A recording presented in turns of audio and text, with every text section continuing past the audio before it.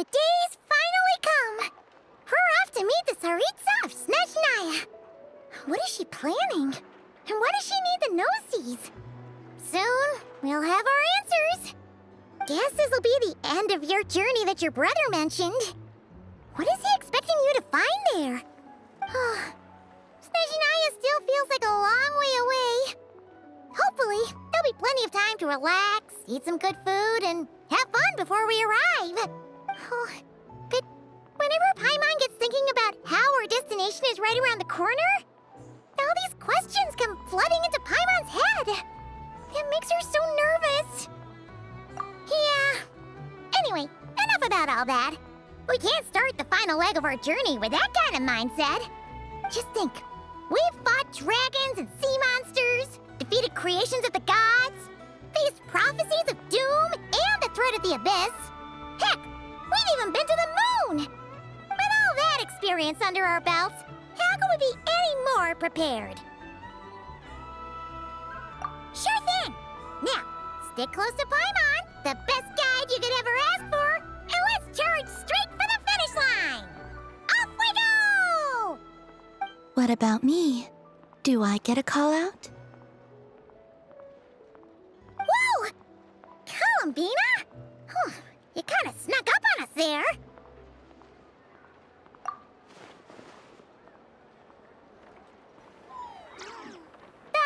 Don't look at Paimon! Paimon didn't sell you out this time. Oh, so it was you! Alright, guess there's no hiding it now. All your friends have gathered at the flagship to see you off. I invited Sandrone, too, but she said she had to go back to Snezhnaya. She must be busy. She had some nasty things to say about you before leaving. Would you like to hear them? She hasn't changed a bit. Alright, let's hear it. If they're heading to Snezhnaya, I'll bet it's to cause trouble for Her Majesty the Tsaritsa. Attending a farewell party for people like that would not be a good look for me right now. Also, please tell them not to count on getting help from a Fatui Harbinger in Snezhnaya. Our time working together was not terrible, precisely, but we're on different sides. So when you get there, don't do anything to make life difficult for both of us. Well, that definitely sounds on brand for her. The attitude, the reasoning. All right, we'll do our best to keep our distance then. No, you've misunderstood. I think she means that she'd like you to go see her. As long as you don't make things difficult for both of you, you'll be fine. You really have to read between the lines with Centrone. Go on, get to the flagship. Everyone should be there by now. I told Lauma that you once treated me to a truly unforgettable meal. Today, I want to return the favor. It's my gift to you. It's definitely nice to be treated, but hopefully by this point, you know that you don't owe us any favors. The moon of Nodcry will always give you a warm welcome.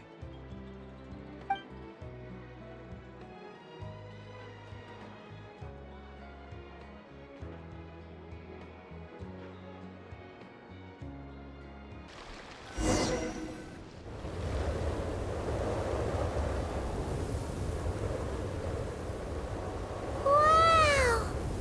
Pure white as far as the eye can see! It's so pretty! Come on, give up!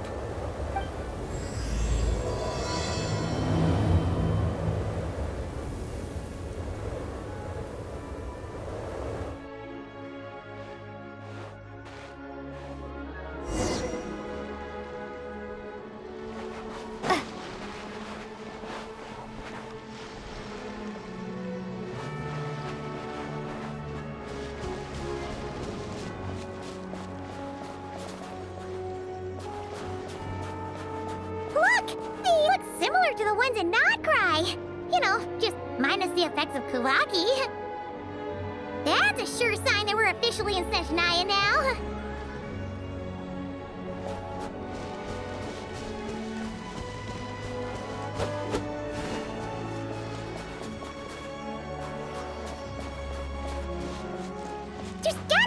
treasure chest around here somewhere.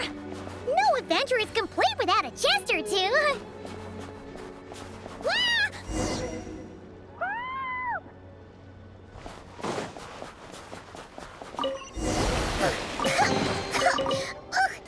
Paimon got a mouthful of snow!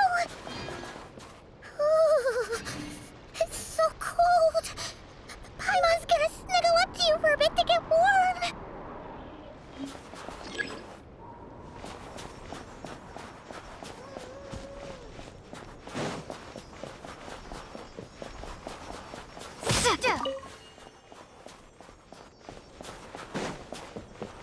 Hey, check it out! Those are bears, right?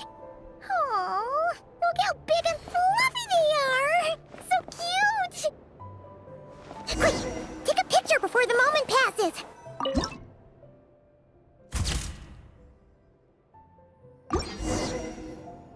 Let's see how your camera skills are these days. Oh, wait a sec. Paimon sees something! Come on, quick! It looks like a train carriage!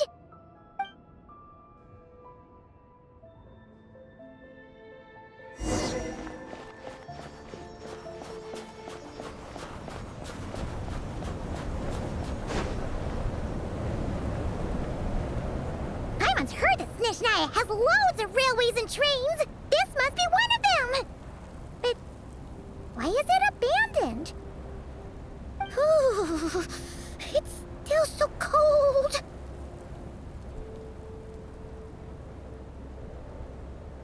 I don't know. Maybe. Also, is it just Paimon or is the snow getting heavier?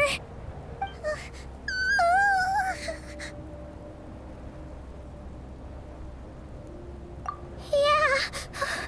So it can't just be because of the cold. It's hard to describe, but Paimon feels so weird. She's never felt like this before. Everything feels heavy. Getting kinda dizzy, too. Oh, no need. Paimon's just feeling a little low on energy. That's all. It's nothing serious. Not worth ruining our travel plans over. Yep, sure thing. Snezhnaya, here we come!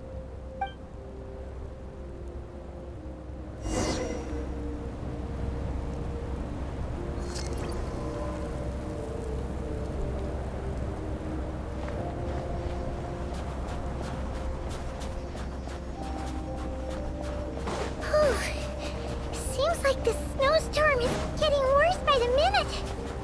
Paimon can barely fly.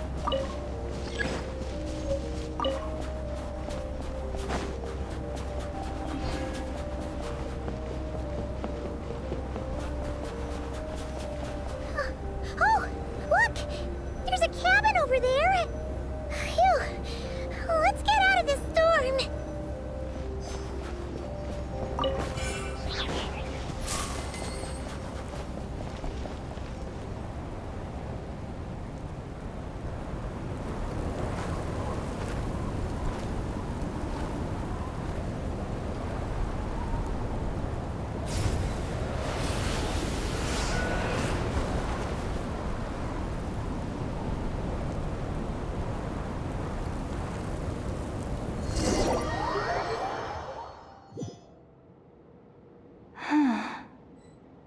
What is this place? Where's Paimon? I need to find her. Fast! Paimon? Paimon!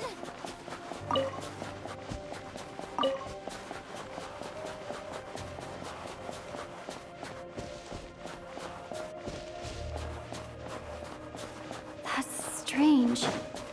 Where could she be? I guess I'll try further ahead. Hang in there, Paimon.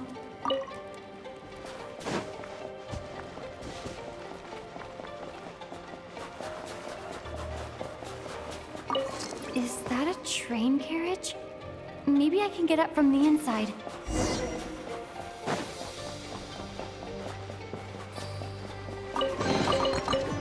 this? An answer from this world?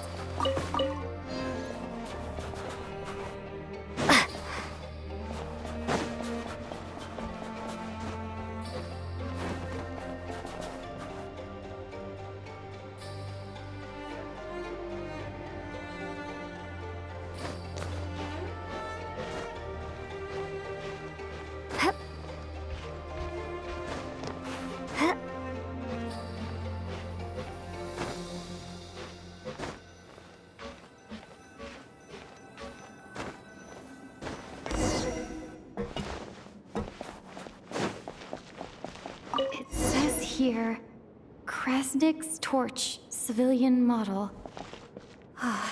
It's definitely getting a little warmer now it's turned on. I really hope Paimon's okay.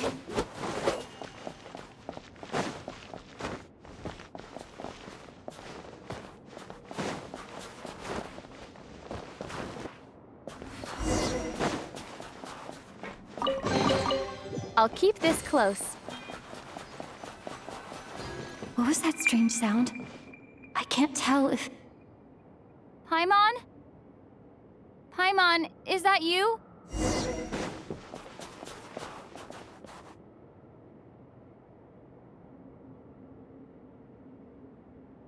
Incoming entity detected. Authorization granted. Initiating original. Hello, Descender, who's reached the eve of tomorrow. Eye of Grey at your service. Time since last activation. Time measurement unavailable due to the influence of... Anyway, it must have been a very long time. I was born to fulfill a mission. To reach tomorrow. To this end, I must... Strange. What was it? Wait, my body? Huh? Why is my body like this? Apologies. After a long period of inactivity, it appears that a lot of data has been lost. Anyway, I was created so that humanity could reach tomorrow. But I am unable to load further details at this moment. Nevertheless, serving humanity remains my primary objective. I have detected a drop in your surface body temperature. You cannot remain active in this state for much longer. In accordance with my preset programming, upon reactivation, I must ask the one who awakened me the following question. Will you accept me, Transcender? I will assist you, protect you, and fulfill my mission until we reach tomorrow.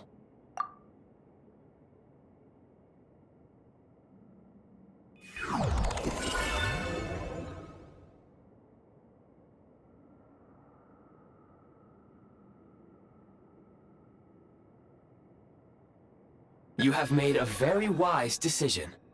Now, I detected that you called out a name earlier. Presumably that of your missing companion? The name was Paimon. After helping you get out of here, I will search for a match in the nearby area and pinpoint their location. Merely the tip of the iceberg. Now that we have reached an accord, you will be my new user. May I ask your name?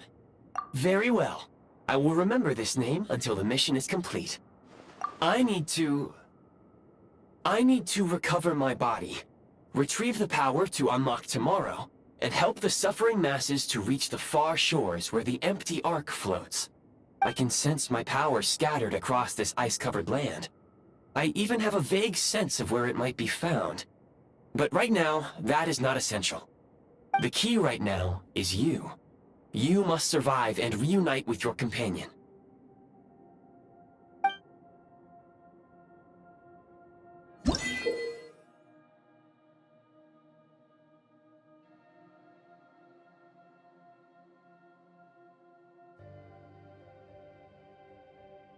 You may now execute the command, Demolish.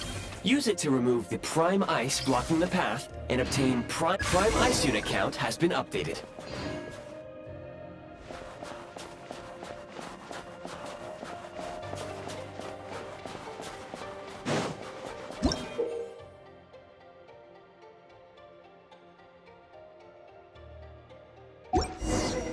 You may now execute the command, Build. Use it to create a Prime Ice construct to prop up the door.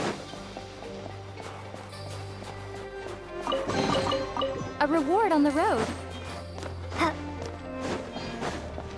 Scanning local environment. Exit has been sealed off with ice. That would not be an efficient approach. One moment. Usable construct blueprint detected nearby. You can use this to clear the solid ice ahead of you more quickly.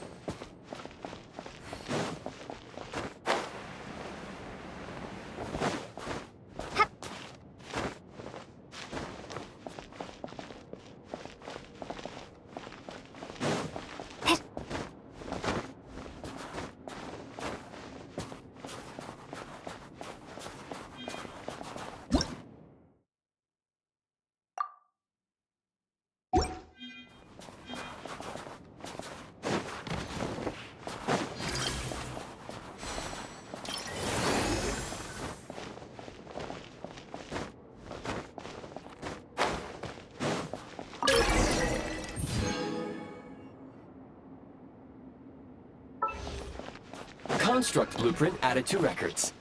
You may now execute the command, Build Heat Source. Generate a temporary heat source to rapidly melt the solid ice.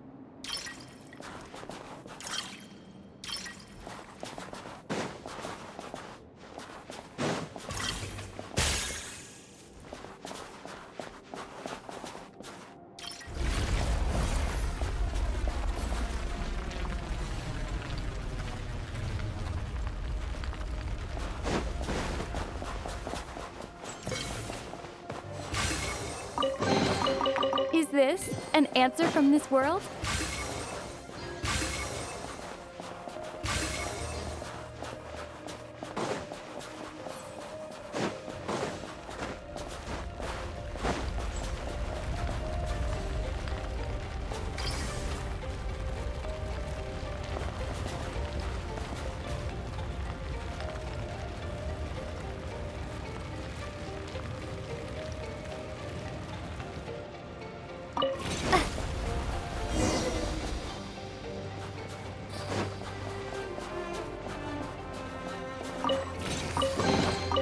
I'll keep this close.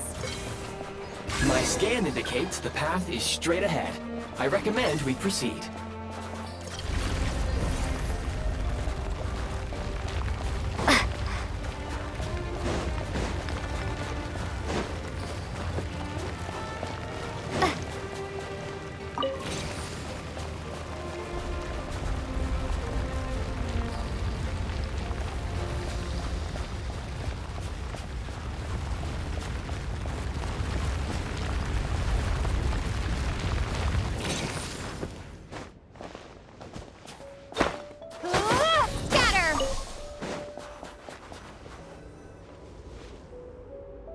Kresnik Crystal located. Please collect at your earliest convenience. The recent construct you built provides highly efficient heating by utilizing the unique properties of Kresnik Crystal. Unfortunately, prime ice constructs have a very short lifespan and cannot be stabilized during the development period. Hence, the authorization to use Kresnik Crystal was granted.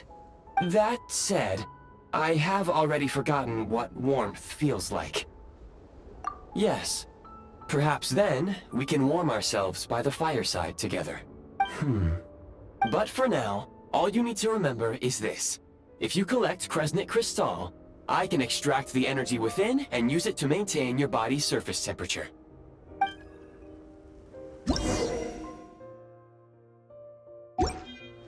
Low power. Please use Kresnik Crystal to replenish energy reserves.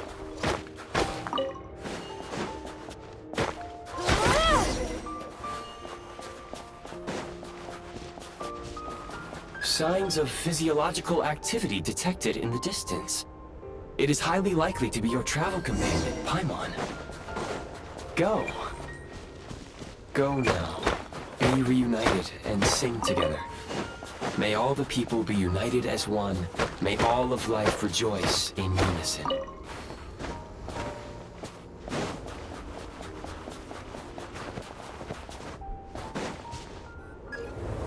Approaching the target location. Scanning for signs of life. Life forms detected. 2. Affirmative.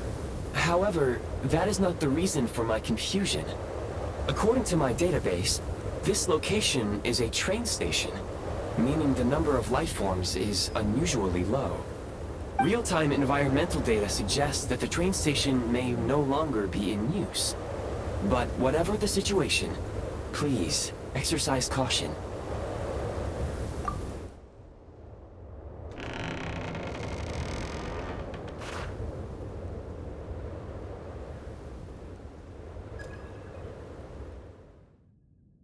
Paimon!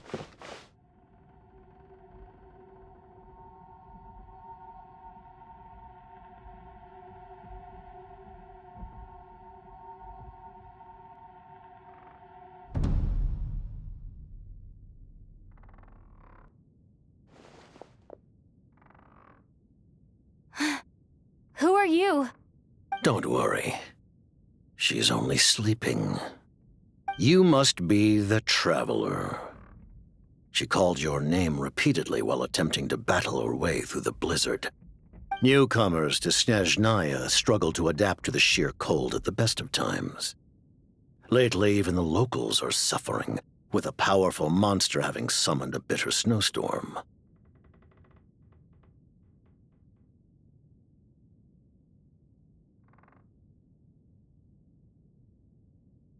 You two must be very important to one another. You should take more care not to get separated. Your eyes. Are you Conrian? There are indeed some Conrians left in this world who survived the cataclysm. But I doubt that is news to you. It would be unwise to interrogate my identity here. Focus your attention on your travel companion instead. We will meet again very soon.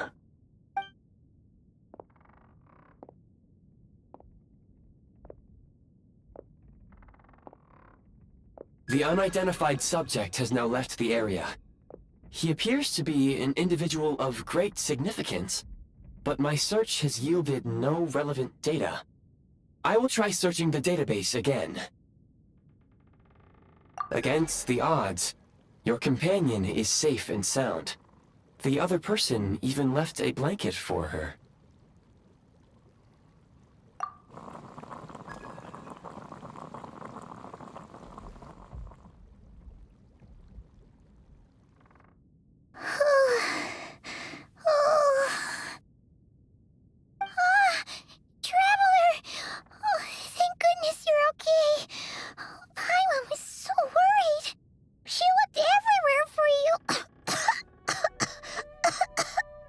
It's okay. Take it easy. Are you feeling all right? Pretty much the same as when we first got to Snezhnaya. Paimon must have caught a cold. She was feeling so faint. She just couldn't keep going any longer. So she had to lie down and sleep it off. Wait, where did the jester go? Yep, the director of the Fatui. The Jester Piero. So, you met him? The Jester must know everything about the Tsaritsa's plans. But there's no way he'd tell me just like that. We might well have ended up clashing. Well, he was right about one thing. Right now, the most important thing for me is to take care of Paimon while she's unwell. He had no intention of explaining his motives, and he left in something of a hurry. Hey! What the? Who is that?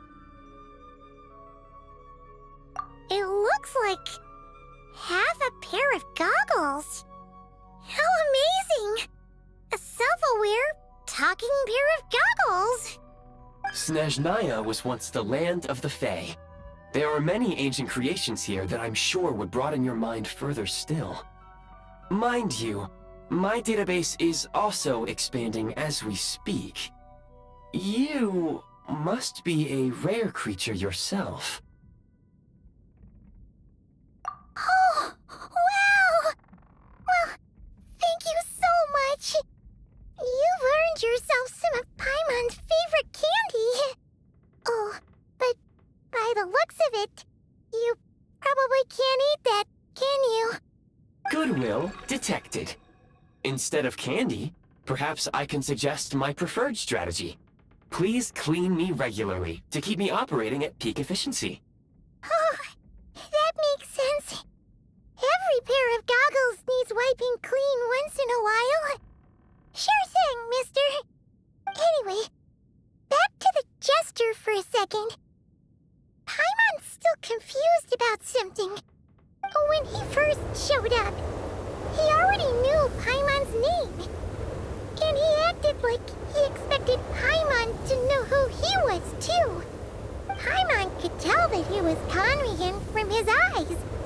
And he definitely seemed like someone pretty important. But beyond that, Paimon didn't know anything about him.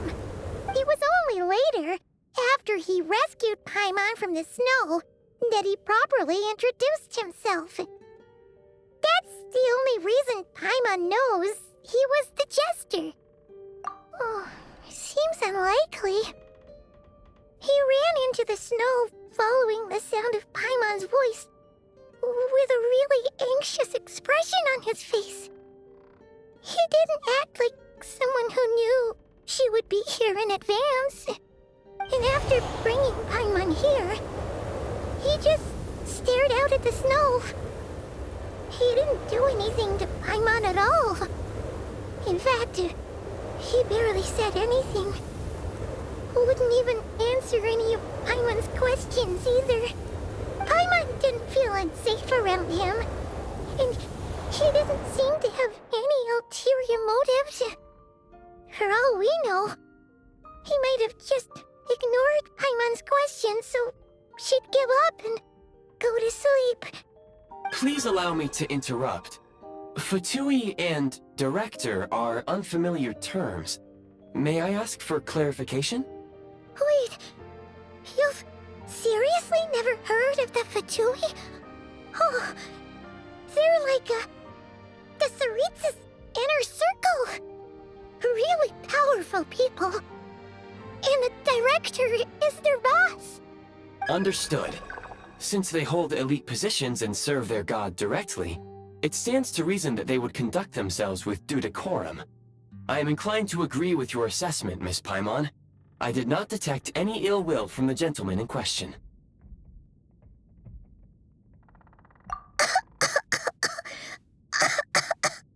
Sorry, I shouldn't have encouraged you to talk so much. Paimon, new plan. Let's get out of Snezhnaya for now. We can come back after the weather clears up and you're all better. The jester mentioned that this snowstorm being the work of a monster is worse than most. Even if we made it to Snezhnograd, we'd still have to wait out the storm before we could do any exploring.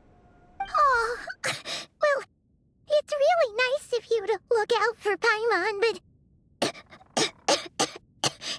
she doesn't want to hold you back. We were really psyched up for this journey when we first set off. Just think of all the burning questions we have.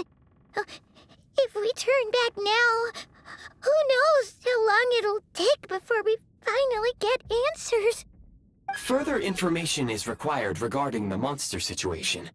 But objectively speaking, there is another, more pressing issue at hand. At this point, we have traveled a significant distance into the blizzard. Were we to turn back now, the road would be extremely treacherous, especially since we would need to travel on foot. If, however, we continue onward, there may be a better solution. Do you remember what I said as we neared this location? I told you that this is a train station. While it has evidently fallen into disuse for unknown reasons, the tracks remain intact. We can break through the blizzard and forge ahead by driving a train. That is the Snezhnayan way. There is a small town up ahead, which would be the perfect place for Miss Paimon to rest and recover. here makes a great point. Let's do that! Oh, come on. Don't worry. Think of all the traveling we've done so far. When has Paimon ever gotten sick before? Practically never. 'Cause she's in great shape. Sure, she's a little tired right now, but it's sure to clear up on its own. Affirmative. Should you ever need my assistance during your future adventures, please call for the Eye of Grey whenever you wish. Otherwise, I will remain silent to avoid causing any unnecessary distraction. Now, please follow me to the train tracks.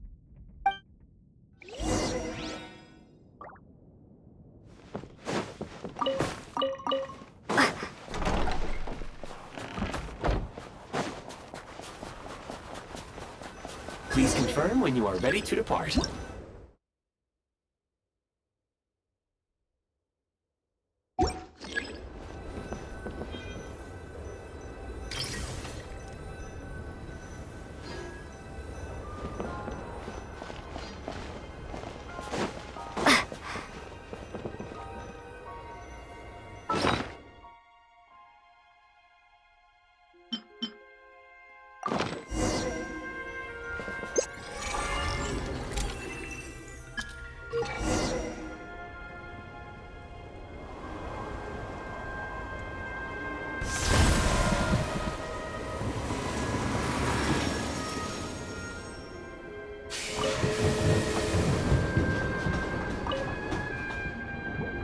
Heading north from here, we will soon arrive at... Wait, there's an error message. Could not detect clear tracks. What exactly does clear mean? Brace for impact, friends! Preparing to enter impromptu flight mode.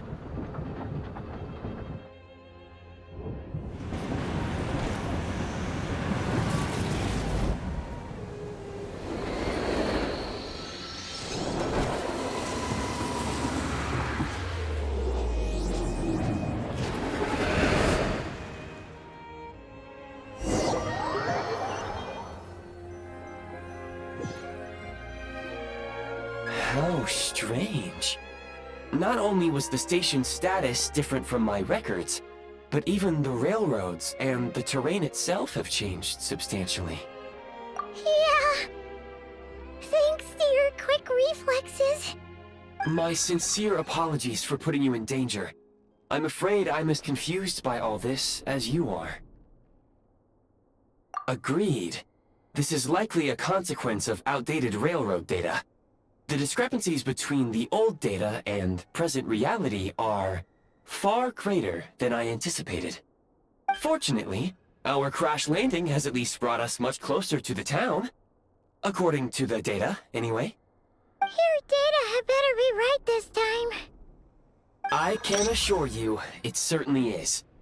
Please look this way, and you will see a Kresnik's torch. It seems our ill-fated train ride was a blessing in disguise. We have taken the shortest possible route.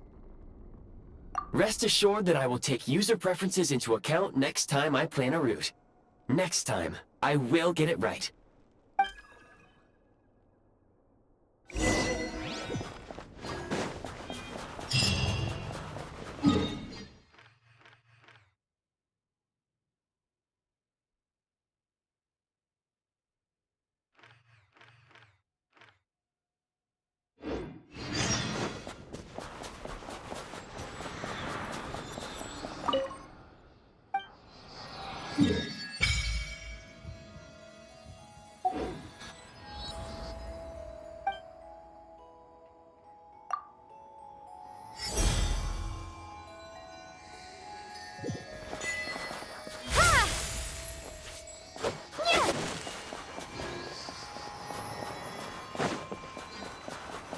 Excuse me?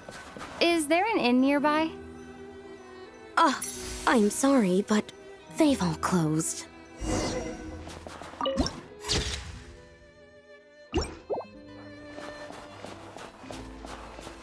Oh, sorry to interrupt. We're looking for a place to stay.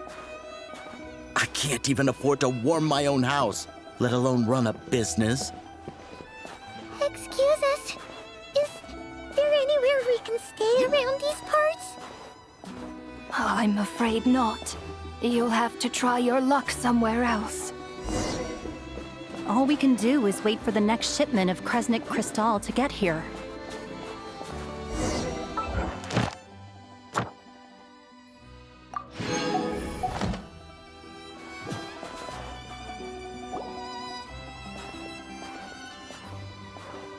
Hi there.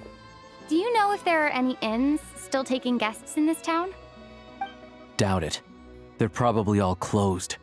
No one has enough Kresnik Crystal to heat their own homes, let alone a business. Oh, what a bummer. I clocked you a while back. You adventurers or something? We don't get many tourists in inland Snezhnaya these days. Why is that? Because of the snowstorm? In part. But the bigger reason's Project Stuzha. Since it's Her Majesty's will, we have to put up with it whether we like it or not. Oh, sorry. I assumed it was common knowledge by now. Basically, the Tsaritsa is planning something big. Something that requires an enormous amount of energy. Even if they used all the surplus Kresnik Crystal in Snezhnaya, it still wouldn't be enough to meet demand. So, the Vecha passed a resolution requiring all factories and households to reduce their energy consumption. The policy has thus been charmingly named Project Stuzha, meaning bitter cold. Bitter cold? So, like, it's gonna be a cold winter, folks? You're all gonna have to find a way to get through it? That kind of idea? Pretty much. When you're broke, you scrimp and save. When it's cold, you huddle together for warmth. There's always a way to stretch things out to make ends meet. Trouble is, if you stretch someone out like an elastic band for too long, who knows if they can ever bounce back. You know what? Come with me and see for yourself.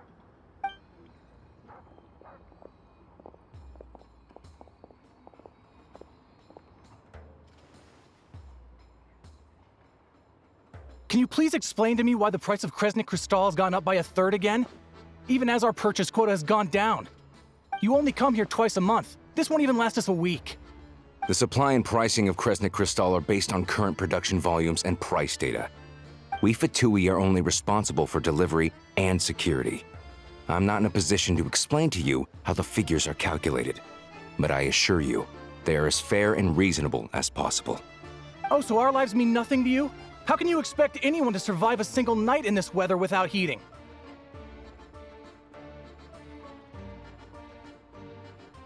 Since you insist on making me repeat myself every single visit, I will remind you again. There is no monopoly on the trade of Kresnik Crystal. You are free to purchase the shortfall from elsewhere on the market. What market? Nobody else is selling. And when they do, they charge 8 times the normal rate. It's robbery is what it is. Which is why the Snezhnagrad Veche passed a resolution to support border communities, without which you wouldn't even be able to buy crystal from us to begin with. So if you're here just to argue, move aside and let the next person in line come forward. Everyone's feeling the cold here. You... All right, everyone, let's calm down for a second. A few words, if I may. We're all subjects of Her Majesty the Tsaritsa, and I'm sure every one of us is dedicated to her great cause. We all know how cold it is. And the more it snows, the harder life gets. Everyone's struggling already. Let's not make things even more difficult for each other. But Liaison Shishkin, there's clearly something wrong with this quota. I have a family in Marepasak who tell me they can buy at least double our crystal allotment. Oh, believe you me, I had the same reaction when I first saw the numbers. Couldn't believe what I was reading. I even wrote a letter to confirm the true figures, but... I'm afraid the quota really is as low as you've been advised. Still, you must understand that calculating these energy quotas is a complicated balancing act. They have to factor in population, town size, industrial application. Our top priority must be to keep the largest Kresnik's torch burning continuously. Only then can we sell the remaining crystal for household use, and in doing so, we must make sure that everyone is treated fairly. As our Fatui comrades said, they are only responsible for delivering the goods. They need to keep accurate records, and they do not have any authority to modify the rates or quotas. That's right. Our duty is to do things by the book. Tell you what, listen. I know how anxious and upset everyone is. As a matter of fact, I was just discussing it with the mayor. What we can do is open the lower combustion chamber of the Kresnik's torch to the public. You can come to me directly to register, and I will allocate time slots accordingly. I can't guarantee there'll be ample energy for household use. We can at least make sure you'll be able to boil water and cook food each day. Let's hang in there and make this work together. All right? Fine. I don't see any alternative. So, this is Project Stuja in action, huh? Oh, no wonder nothing's open for business. People are barely getting by. You were looking for an inn, right? For your, Fae friend? Oh, Paimon's not a Fae. Just Paimon. She must have caught a cold or something. We only just got to Snezhnaya, and we're still getting used to the climate. I have a small place in Stratomaros. I don't stay there very often, though, so it's pretty basic. But if you're not picky, you're welcome to rest there for now.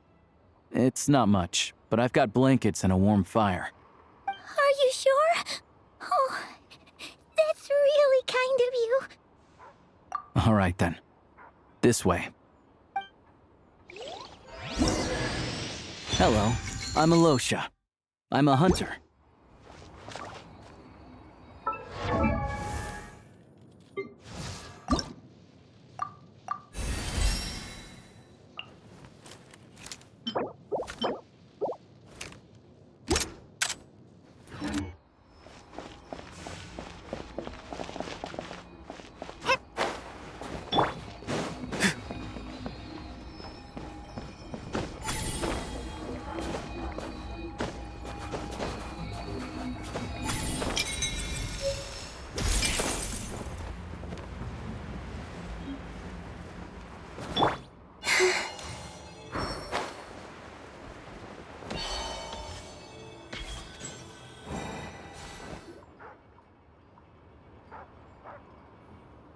Oh, so cozy and warm.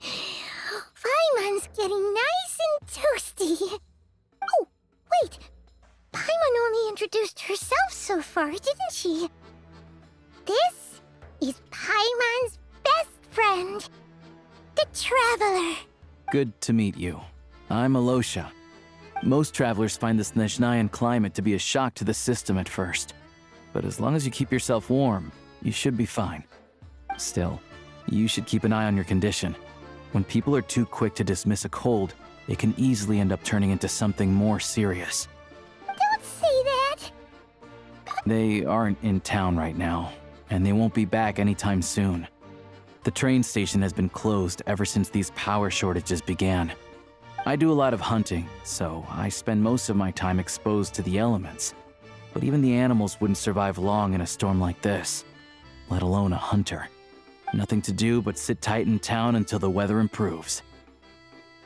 I get that you're in a hurry, but even if the station were open, that doesn't mean there'd be any trains.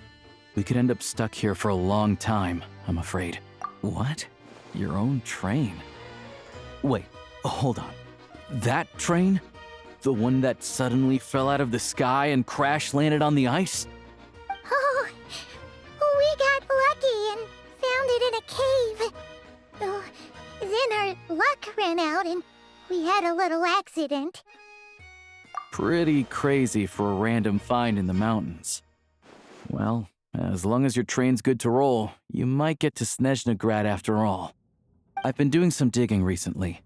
Turns out, the real reason for the current energy crisis in Stratomeros is that some of the supply is being seized for a private stockpile. But to expose what's going on, I need to catch them in the act. So, I'm heading off to catch a rabbit. Huh?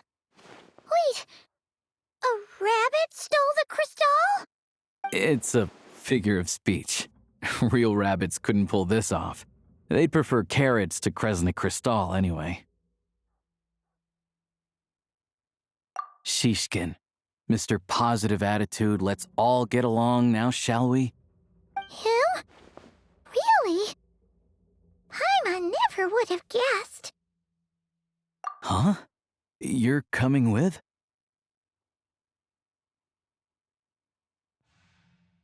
Huh. Oh, okay then. Just give Paimon a second to get ready. All right. Guess there's no point pushing myself. Paimon will stay here and hold the fort then. Be careful, you two. Oh yeah, there's one more introduction to do. Tagarin, get in here. Oh, a doggy.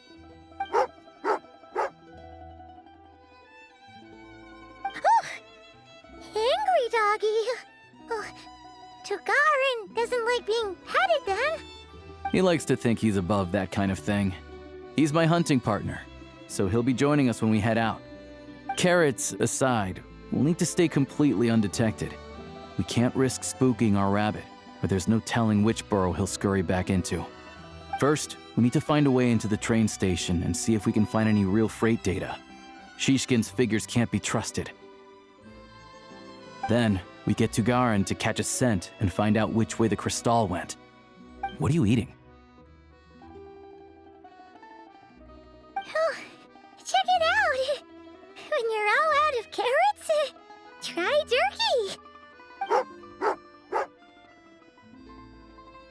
Good doggy, good doggy. A fellow dog lover, huh?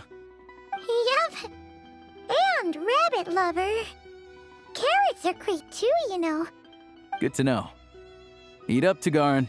We got a lot of work to do.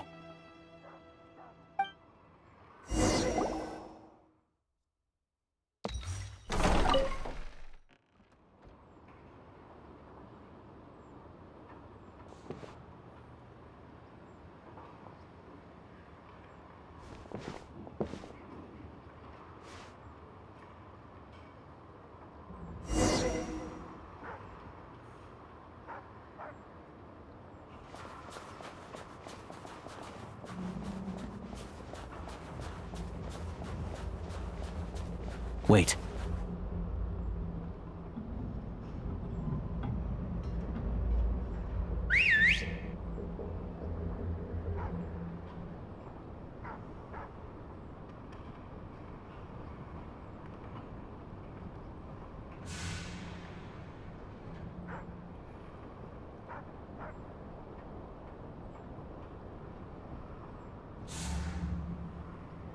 Nice work, Tagarin. Come on, we'll go around.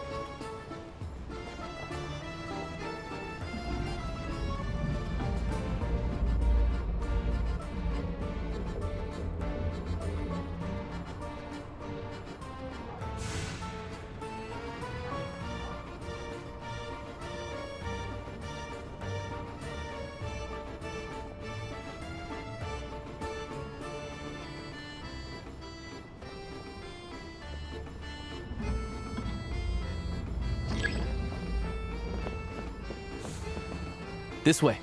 We'll enter from the upper floor.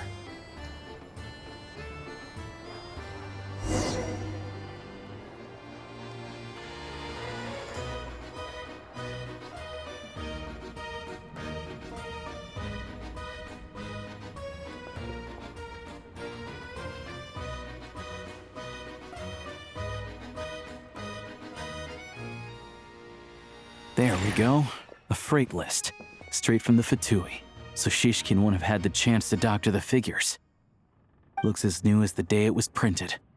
I guess no one bothers reading these unless they have ulterior motives. Yeah, this is all we need. Come on, let's get out of here. Then go track down the Crystal. Tugarin's a keen hunter, and catching rabbits is his specialty.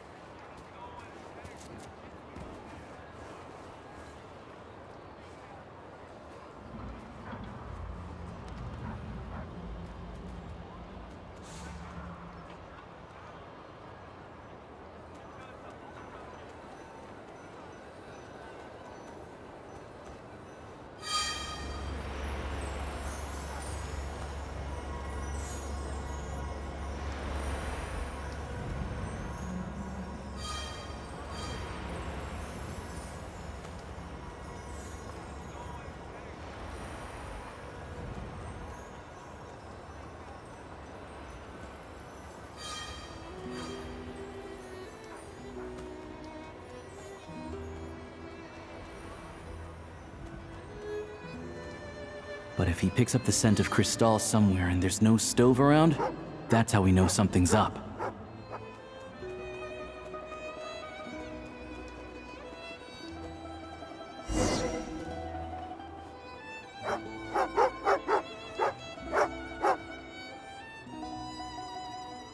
This must be the rabbit's warren. Good job, boy.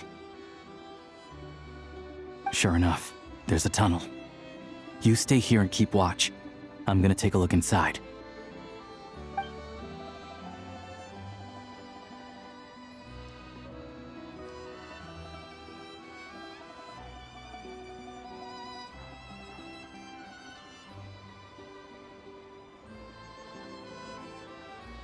Thanks for looking out for us. Things are getting tougher by the day. No need to thank me. It's my pleasure. Sure as Her Majesty the Tsaritsa watching over us, every sacrifice will be worthwhile. Let's grit our teeth until the blizzard passes. These days of hardship will be over soon. Maybe for everyone else, Liaison Shishkin, but for you, the hard times have only just begun.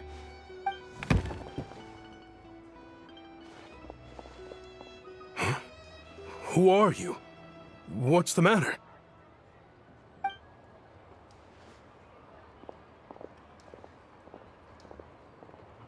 I just had a question for you. Why, when times are as tough as this, would someone hoard more Kresnik Crystal than they could ever use? All the crates here are from the most recent shipment, but they weren't brought here for sale. Instead, they were secretly stashed away. Would you be able to shed any light on the situation, Mr. Shishkin? Me? Why, I have no idea. But look at how much there is! It's quite a godsend. Now there will be plenty to go around. This godsend was found in a cellar adjacent to your residence following a tip from Mr. Alosha. And this is only a fraction of what we found down there. We're still taking a full inventory.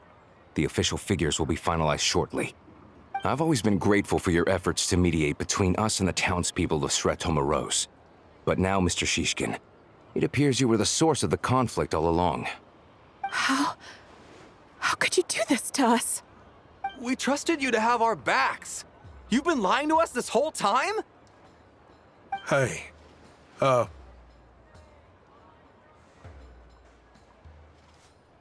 I owe you all an apology. I'm sorry. I'm so very sorry. This isn't who I am. Please believe me, this was a one-time mistake that I will never repeat.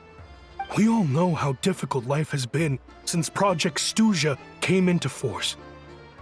Energy is an increasingly scarce resource. People everywhere are getting desperate. But some places have been hit harder than others. I grew up in Alatir, a small village with no train station. Deliveries of Kresnik Crystal have ceased there entirely. If nothing is done, They're all going to freeze to death. You know as well as I do how downright impossible it is to buy Cristal these days. The thought of my poor mother and father, with no one to help them. Oh, I felt so afraid. I watched as energy grew scarcer by the week, all the while knowing that their lives were at risk. Then one day, I looked at the Cristal shipment in front of me, and a terrible, selfish thought entered my mind. Looks like I'm just not cut out to be a criminal. I'm so sorry. Once the Fatui have finished their count, you'll see that the numbers match their waybill.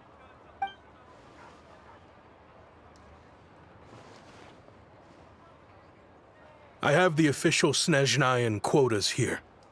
Anyone who has already purchased energy, please make your way over here to correct your transactions. I'll make a batch purchase of Cristal worth 3 months' salary for you all to use free of charge. As for Alatir, I'll think of something else. You don't have to go that far. Yeah, owning up to your mistake is enough for me. You've done plenty of good for the community in the past. I'm not looking for a handout. Drop the act. You claim this was a one-time mistake, but the real reason there's only 1 shipment's worth of stolen Cristal in your basement is that you have an accomplice. Reporting in, sir. We've conducted a full search of the mayor's house. As expected, we found many crates full of Cristal, half of which were still in their original shipping containers. This wasn't your first time at all. You've been colluding with the mayor of Stratomeros for a long time now. The train station's currently out of service, but it does open for a short window every time there's an energy delivery. And every time a train pulls in, you're there on site to take inventory and oversee the workers unloading the cargo. The mayor handpicks said workers. Per his instructions, they transport the Cristal by tunnel at night to the mayor's house, and he sells it out of town. But since he can't get the goods out of town by train, he had to arrange an alternative method of transportation. This meant slower sales, which gave me plenty of opportunity to catch him in the act. Wait, the mayor's involved in this too? Preposterous. What proof do you have of any of this? Basic math. I've spent a lot of time lately counting carriages as the snowstorm rages. Counting carriages? What? The energy consumed by a train depends on its total weight. And since energy is a limited resource right now, it's fair to assume that every carriage is packed full. So, if we take the energy required for the Kresnik's torch, add the sales figures you provided, then compare that figure to the train's theoretical cargo capacity, guess what? The numbers never match. It's always off by 1 or 2 carriages worth. This time, you set a new record. 3 carriages missing. You mean to tell me that you sat around outside, counting carriages, in this weather? I'm a hunter. I have 2 options. Hunt or starve. Well, I've heard enough. The evidence speaks for itself. Take Shishkin and the mayor into custody and escort them back to Snezhnagrad. You cocky little brat! Ruining my business! Just you wait.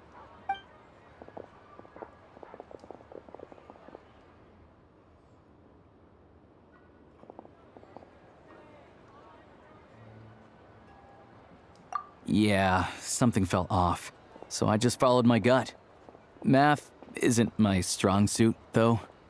I'm lucky my dad made me learn enough to get by, but all this number crunching was a million times harder than the aim and fire work I'm used to. Thank you for your assistance. You're a brave lad. Shishkin was quite the cunning criminal, as I'm sure you can tell. He did all of this right under our noses, and we never suspected a thing. A wolf in sheep's clothing. He had everyone fooled. Even with that sob story he fed us. He was probably trying to keep the mayor out of it, not just mask his own motives. Without the compelling case you put together, even I might have fallen for it. Alosha, was it? Tell me, are you really a hunter? We can go find some wild animals if you want. I'll fire off a couple of shots, and you'll see whether I'm the real deal. I didn't mean to cast suspicion on your identity. It's just... well, I'm sure you've heard of the Rokot. Recently, they've been recruiting people with your kind of talent. They hide in plain sight under false identities, working against Project Stuzha, sometimes directly opposing the Tsaritsa herself. They aren't a violent organization, and their goal is to improve the lives of the common folk. But still, as a member of the Fatui, I wouldn't be doing my job if I didn't keep tabs on them. First I've heard of this. I don't really keep up with what goes on in the city. All I know is, people who don't mind their own business in the city end up paranoid about everything. As for me, I just couldn't stand Shishkin. I'm from Alatir myself, and I can tell you, nobody's lived there in years. Why would an abandoned village need Crystal? Of course, no one really cares about the fate of that place. I'm guessing today is the first you've heard of it. I see. It does sound quite tragic. Really. Well, thanks again for your assistance, and your friend here too. I will report this incident to Snezhnagrad. The Fatui will take over energy distribution until new officials are appointed. We'll also ensure that the train station resumes normal service as soon as possible. Looks like it's my turn to brush up on math now. I never liked it as a kid either.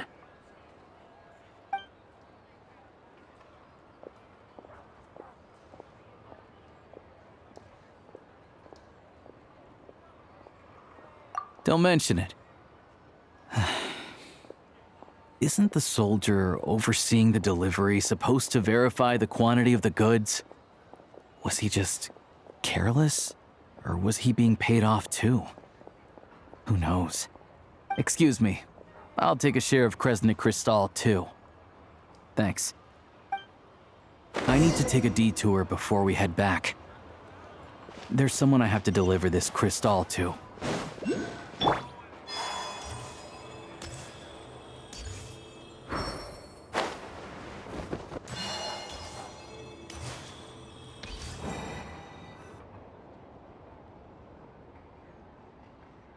Hang tight for a moment. This old lady, she doesn't really know who's who anymore.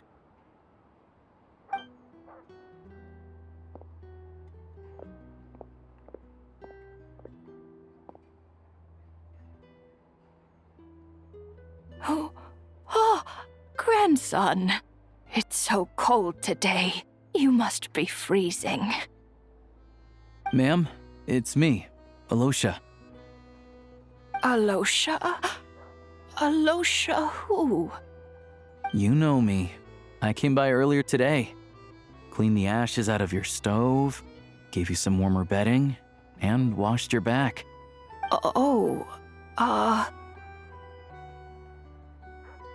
I'm sorry, I don't remember. Now, how often do I get to see my grandson? Come on, take a seat and relax while I fix you something to eat. It's okay. You just rest. I'm fine.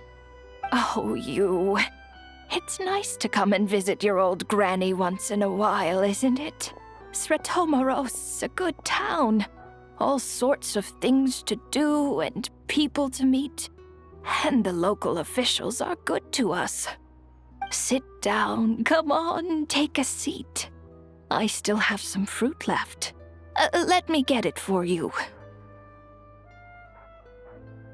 Please, don't get up on my account. You need to rest. Where's the fruit? Right under the basket by the door. Or maybe it was on the bedside cabinet.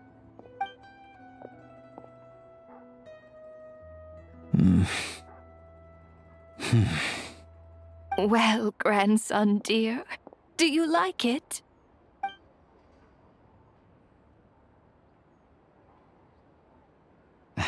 Very much, ma'am. It's delicious. Good, good.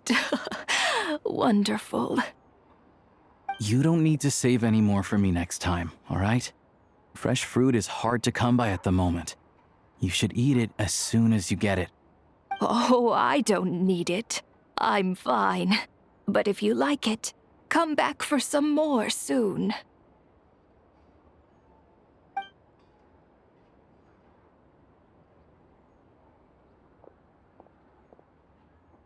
Some kind soul must have given these to her. But she always saves the nicer things for special occasions. I met her at the market back before her health began declining. She was a lovely old lady. We're from the same hometown. Not many people have heard of Alatir. And if they have, it's usually for all the wrong reasons. There's a gang of highwaymen that came from there. Now that it's an abandoned village, it's rare to find anyone who shares fond memories of our hometown. So after we got talking and realized we were from the same place, we decided to keep in touch by letter. I first learned of Stratomoros's energy supply problems from a passing comment in one of her letters. Then, after her health went downhill, I started visiting more often to check in on her. The town's been in decline for a while now, but because of her memory problems, she thinks of it as the bustling, prosperous Stratomoros still in its heyday. That said, I kinda appreciate her optimism. There's not much of it going around in this world of ice and snow. It's fine. Everyone grows old. In Snezhnaya, some people believe that in your final moments, you'll sense a familiar presence by your side. You turn to look at them, but their face is blurry. So you focus hard, trying to make out who it is. And when you finally see their face, the Grim Reaper reaches out and takes your life. She still calls me grandson, though. So at least I'm not a blurry face in her world just yet. Come on, let's get back and see how Paimon's doing.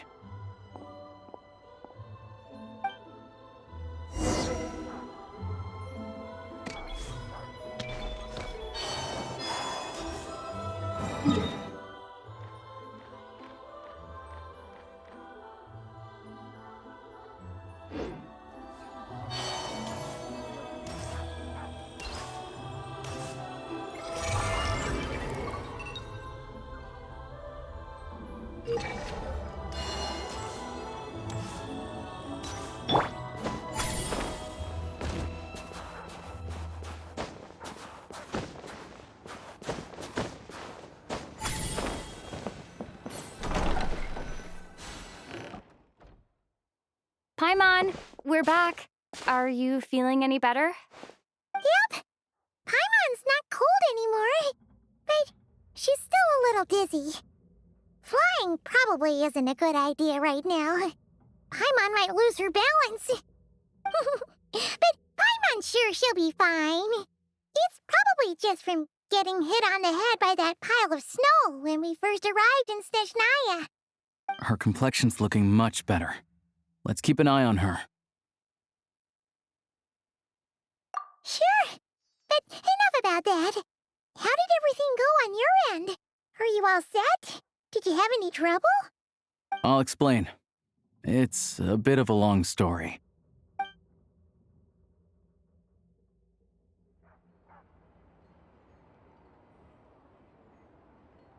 Jeez, you guys got pretty busy. Sounds like the liaison officer and the mayor were running quite an operation. Good riddance to both of them. It's a good thing you managed to catch them. So, you said the train station will open again soon, right? And everyone has enough crystal now? Yeah. Well, enough to survive at least. Project Stuzha isn't going away anytime soon.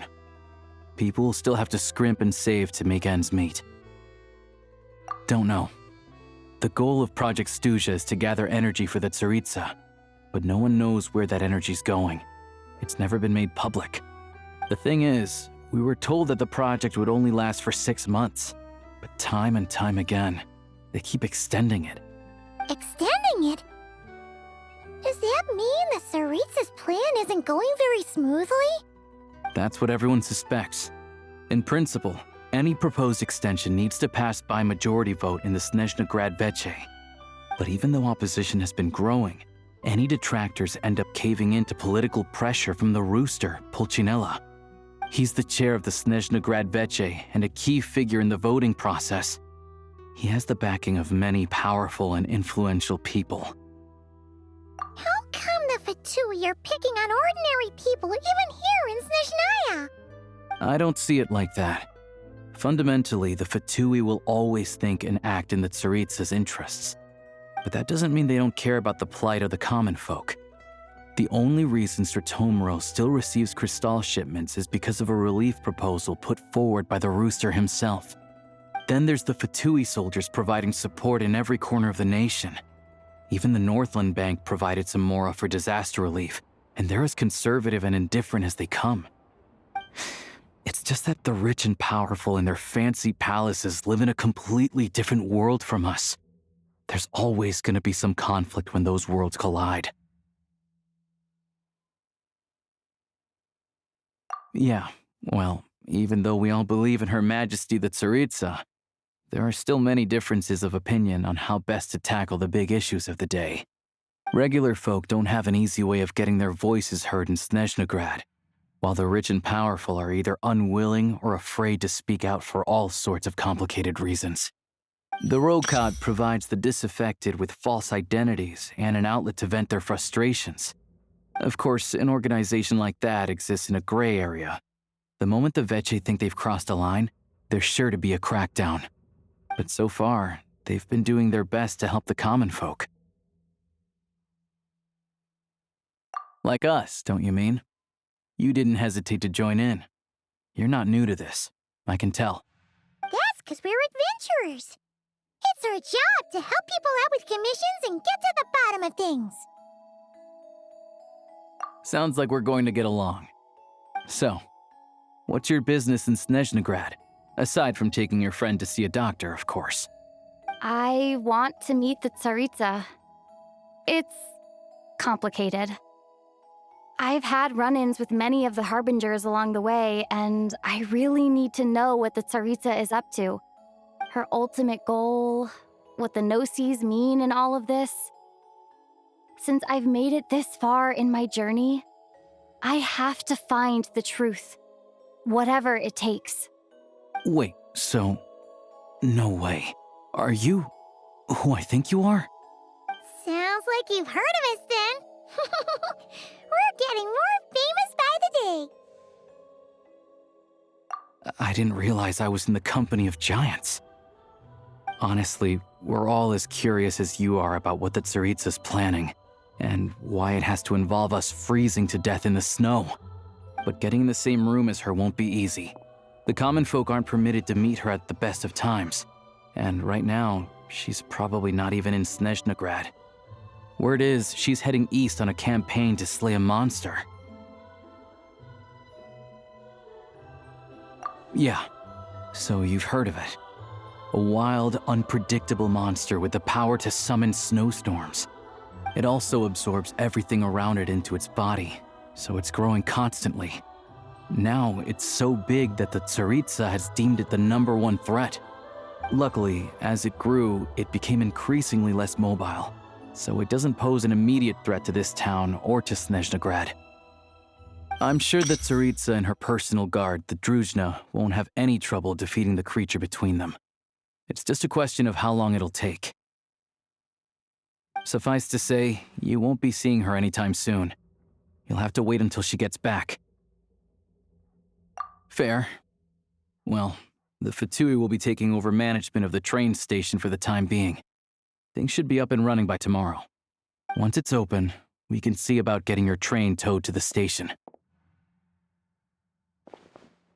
Whoa! That's gotta take a lot of manpower. Are you sure we can talk them into it? The Fatui aren't exactly spotless in this whole mess. Plus, we helped them out. Should be easy enough to negotiate. As far as I know, all the paperwork is dealt with upon manufacture. I've never seen anyone check it, so I wouldn't worry. Having a train makes everything much easier. We'll reach Snezhnagrad in no time. I need to head there myself anyway. Got some game to trade for Mora. I know a good doctor in the city. I'll introduce you when we get there. Oh, thanks so much. Let's get a good night's sleep ahead of our big trip tomorrow.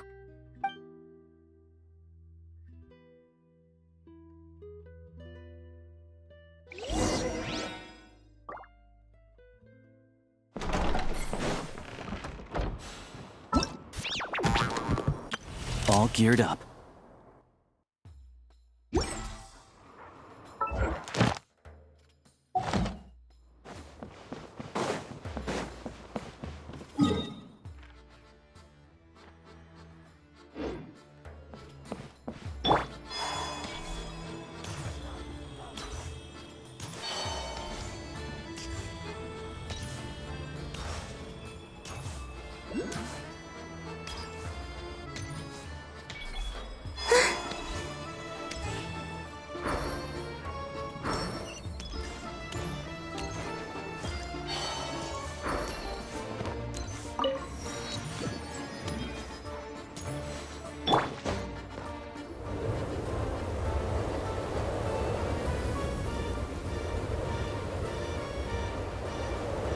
Drive carefully, all right?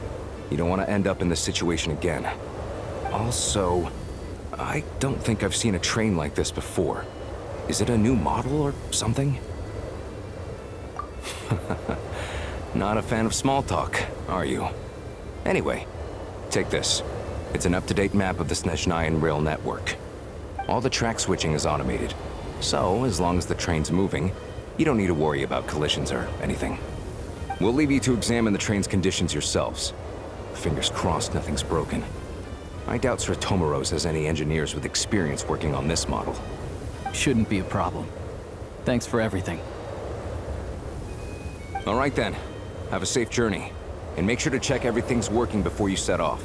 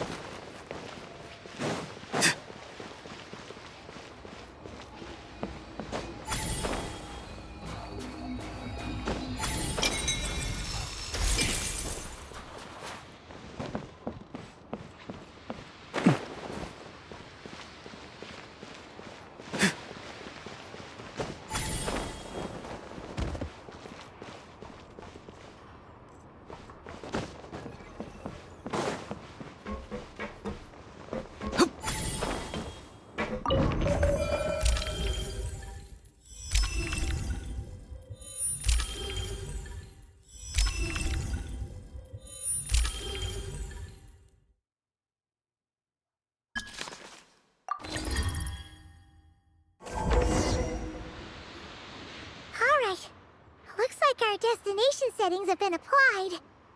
Let's give this thing a final once-over and then head out. Goggles, your time to shine. Affirmative. Running vehicle diagnostics. What's this? Engine, green. Wheels, green. Frame, minor damage, but no impact on function. Diagnostics complete. All systems nominal. Neat! Huh. Paimon still can't get over the fact that you just found this tech lying around in a random cave. I've lived in Snezhnaya my whole life, and I've never heard of an interactive, talking train autopilot. Strictly speaking, I wasn't designed purely to drive trains, though I doubt you have any interest in navigating the practically unreadable operator's manual yourself. All configurations are complete. Should you require any further assistance, please call for the Eye of Grey. Away we go! Oh, nope. Paimon's gonna find a warmer seat.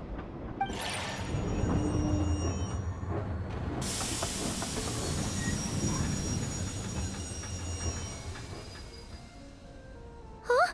What's going on?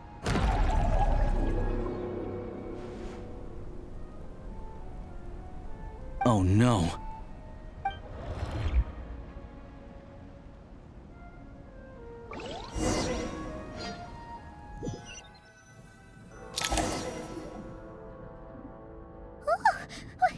What is this place? Traveler, are you okay? Paimon's still airborne, but it feels like swimming through thick, gloopy water. It's horrible! Just our luck.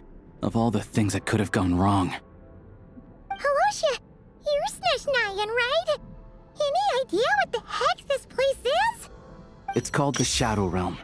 A place where no wind blows, no light shines, and no elemental energy flows. Even time itself doesn't exist here. It's a world where everything seems to come to a standstill. I've only seen it a few times before, and this is my first time inside. It's a dangerous place. Most people who get sucked into the Shadow Realm are never seen again. And the few who do make it back, they're never quite the same. Huh?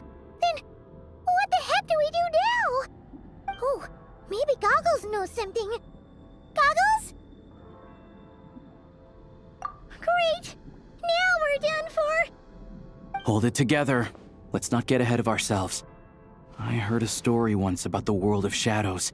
If it's true, there's a way to escape. We just need to find the exit. Come on, let's explore.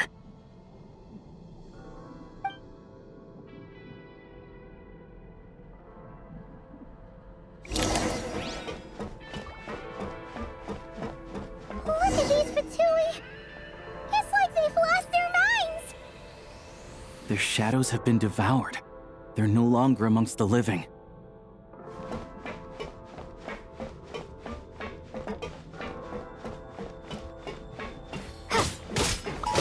I can't channel elemental energy here, but I have a few gadgets that still work.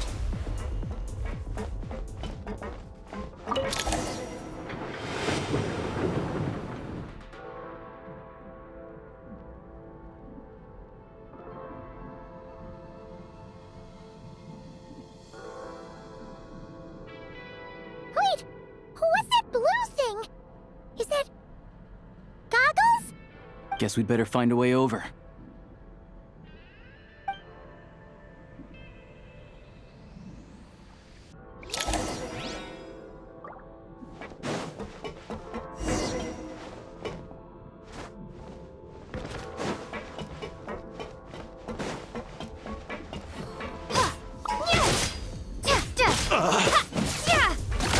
This is the last one. What do we do next? Play it by ear.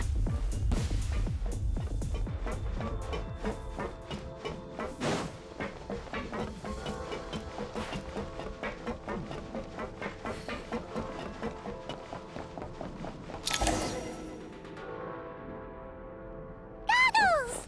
Hello. I am glad to see the three of you safe and sound. For now, at least. But things aren't looking too good. Correct. We are now inside what is known as the Shadow Realm, the darkest space in the shell, where even the Most High is loath to cast its gaze. Time and space hold no meaning here. It intersects with the world of the Light Realm only rarely, like an air bubble that rises to the water's surface. We must leave this place before it sinks back down into the depths once more. Sounds like you have a plan. Yes. In fact, the very purpose of my creation was likely to... from the Shadow Realm. It appears that key data is currently inaccessible, but now is not the time to resolve that problem. I have marked the exit to the Shadow Realm for your convenience. In addition, I have prepared some equipment to aid you as you traverse the Shadow Realm, Traveler. It may well be one of my core functions. Scan complete. Construction in progress. Activation code?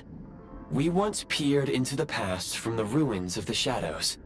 This is what remains of the Golden City, Hyperborea.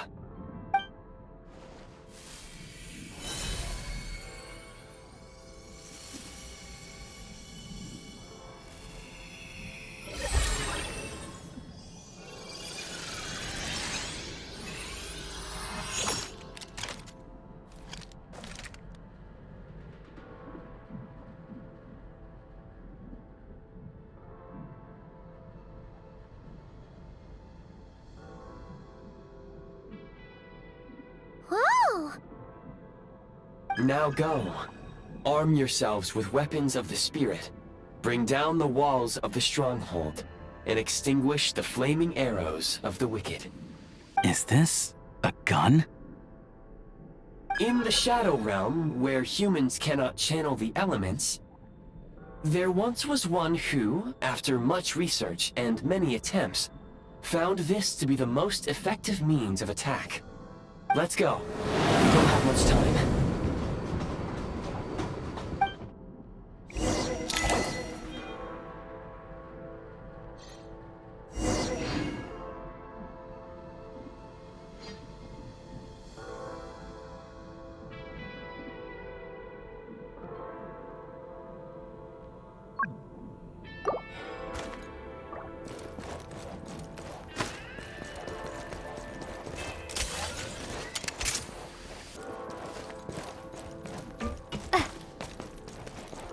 When you encounter small obstacles, you can simply clamber over them. You can slide to navigate through low, narrow tunnels. Obstruction ahead. Since elemental energy is unavailable in the Shadow Realm, ammunition is an important resource. You can replenish your ammunition for long-range targets. Try using the scope to line up your shot.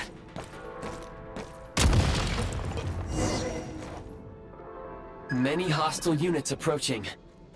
I suggest a new strategy. Take cover, and pick them off one by one. Press the advantage!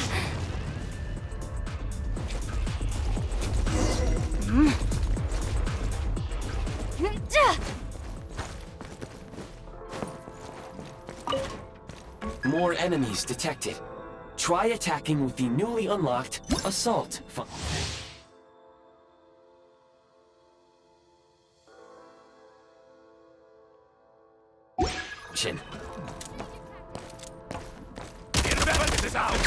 Mind the rhythm! Where's the... Need a refill!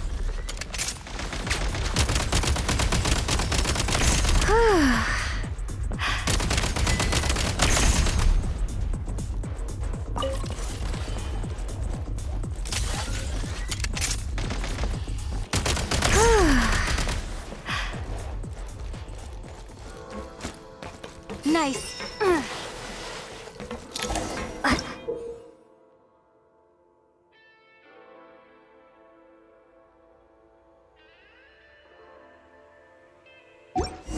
Aim at the freeze mark and pull the trigger to move using the rope. Time to catch my breath.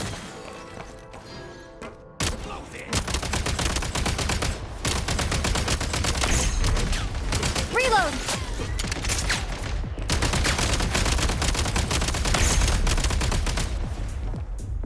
Charge! Some supply points can restore a small amount of stamina. Press on.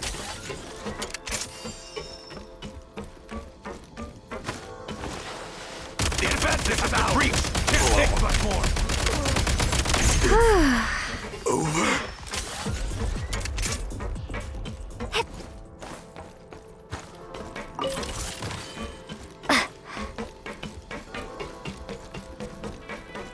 You should be able to use the prime ice construct left here to cover long distances.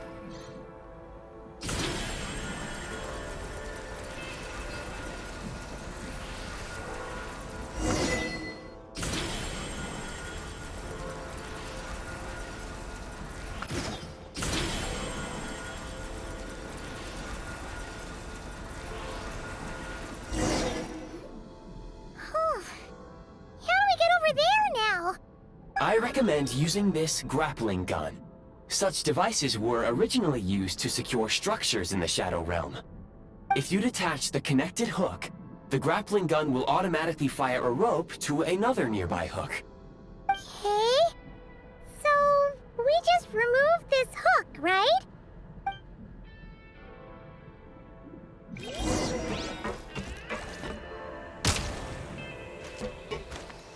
Mind the rhythm!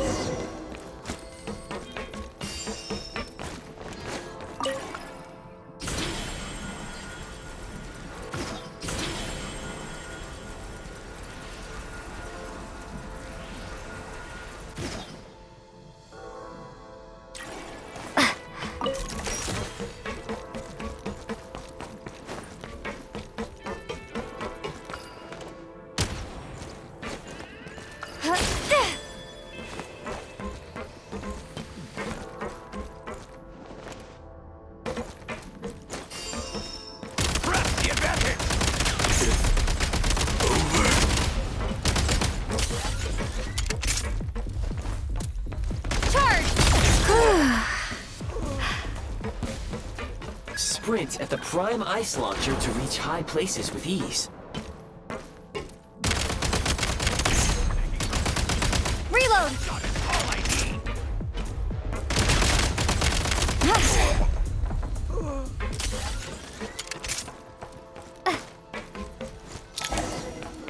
Usable munitions detected. Frag crystal.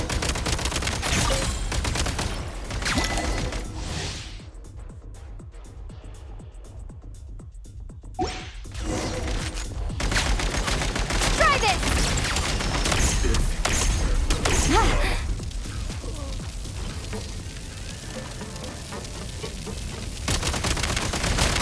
Where's the... Over. Cover. Gotta recharge.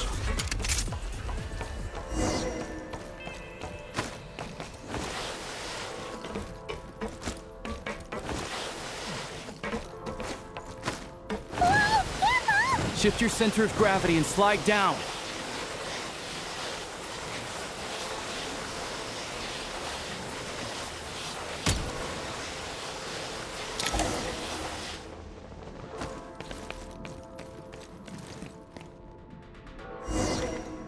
Switch mode! How much longer is this gonna take? The exit is right ahead. We are very close now. However... It's like they're trying to keep us trapped here. That platform and the carriages are swarming with undead fatuity. Guess we gotta storm through.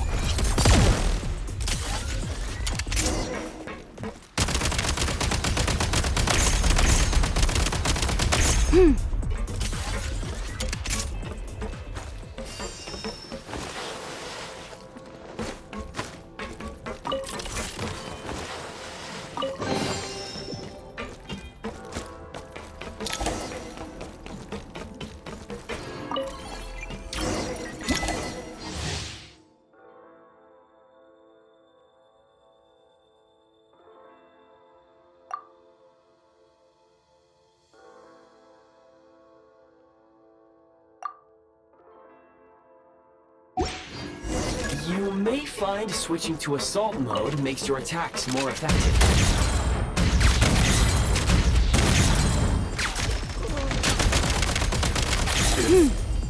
Over.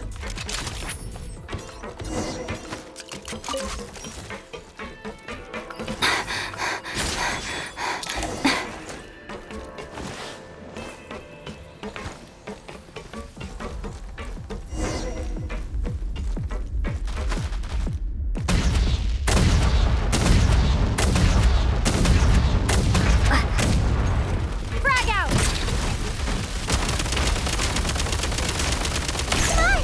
We're almost there! Need a refill. Huh? Why is everything shaking so much? Looks like the Shadow Realm is about to sink back down into the depths.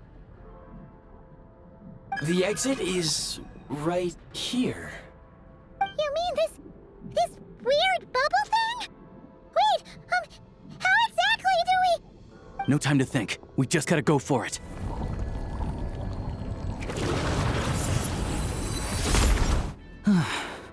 Looks like I was right.